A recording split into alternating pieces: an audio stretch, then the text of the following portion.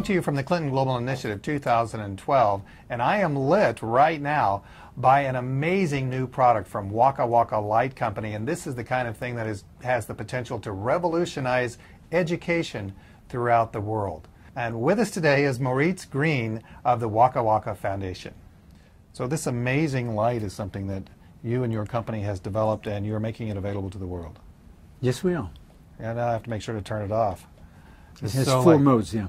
Okay, so this is a solar light. It is. It's a very compact, sturdy light with a very small solar panel, but highly efficient because there's a chip inside, a Dutch chip, I can add, which doubles the efficiency, in fact. So if you put it out in the sun for 8 hours, you have 16 hours of very good light. It's above spec from the United Nations, so you can make your homework for 16 hours a day and then recharge the next day because there's the sun again. Mm-hmm. Well, I mean, certainly we were able to get me lit enough, and working in the broadcast world, we have to have very bright lights, and it worked enough to get us started. It did, yeah. Great name of the company. Interesting name. Where did WakaWaka come from? WakaWaka is a Swahili expression, and it means shine bright. A month ago, I was questioned the same thing by the Rhodesian princess Jos Umugamwa, and she said, "How do you find this out?" I mean, if my mother woke me up in the morning, she also said, "Waka waka." This means the sun is up, because they don't have a watch. They also use that expression, waka waka. So how was this developed? What was the idea? And then I think you've got an interesting use of it that you're going to have around the world. Well, we discovered that 1.5 billion people in the world are completely dependent on kerosene lighting. It is bad light. It is toxic fumes. I mean, people inhale about 2 packets of cigarettes worth of air pollution in their lungs, in mainly unpolluted areas. I mean, it's the pulmonary diseases. It's horrendous. It's a very dangerous substance, this kerosene. We associate it with aircraft, etc., which is sexy. But the kerosene that these poor people use, it's toxic fluid. Yeah. I mean, it's very bad. And if you topple it over, I mean, you just get burned. I mean, there's no water in the areas to extinguish a fire, for example. So kerosene lights are bad. They're very bad. They take hundreds of thousands of lives of children, mainly, every year. There's 16,000 every day that not get scars and burns. I mean, really maimed for life. Oh. I mean, it's horrendous. And moreover, people have to spend 10 to 20% of their meager income to buy this kerosene. And there's abundant light there. And so far, people have not been able to use the solar light because solar was expensive, the LED light was expensive, and the combination was out of reach for most of these people living at the bottom of the pyramid, living only on $1 or $2 a day. So we set out to design a sturdy product which will last for a long time, which is affordable for even those people. Actually, I did try to break it. We've been throwing it around our studio area here, and we didn't break it. Yeah. We didn't stomp on it or anything, but it seems to be very durable. Is that yeah, I think only elephants can really destroy it. Yeah. Well, but the reason that you've talked about the billions of people who have little access to light. Why is this important?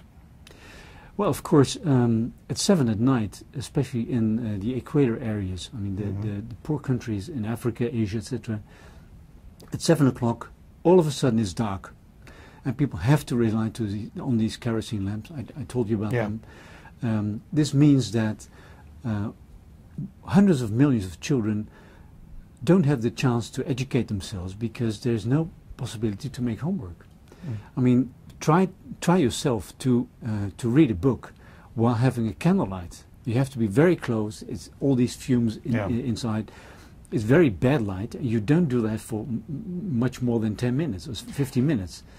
So from a field test that we just did in northern Nigeria, we figured out that people on average have more than 3 hours a day extra when using this light in comparison to the kerosene lamps. Really?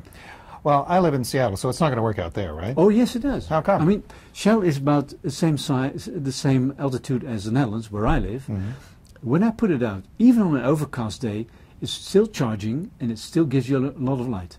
All right, so I've charged it during the day, Yeah. and then how much light at night do I have? An hour or two? No, no. If you put it out on the daytime, you have 16 solid hours of good light. Really? 16. Of the same intensity of the light that I had when we started this? Yes. My goodness. So then the other part, then this must be very expensive.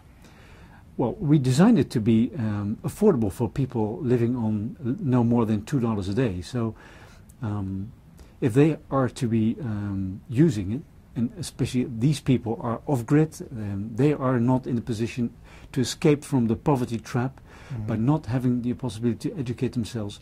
It has to be cheap. So we are a for-profit company, but we try to keep our profits as low as possible, which is very contradictory maybe, because otherwise these people can't afford it. I mean, we have to operate on a commercial basis in order to expand our business, to do research on even new and more products which were coming on the market for next year.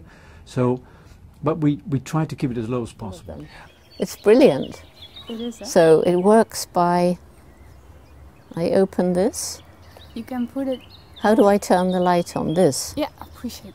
You have to push quite hard, Yes. and then it's working. I think it's fabulous. Yeah.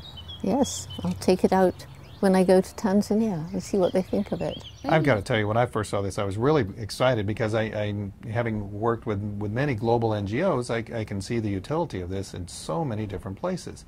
I would expect that global NGOs and organizations such as the UN would be very interested in this.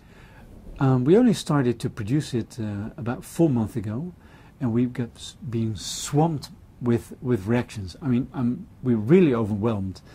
I think we now have reaction from 78 countries in the world, from United Nations Refugee Organization, from UNICEF, from Red Cross, from many foundations that help people educate themselves in the third world. So we're really busy.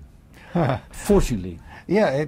Well, can you keep up with the demand? Oh yes, we can. Of course, we started producing a series of hundreds of these WakaWakas in the first place in order to test them.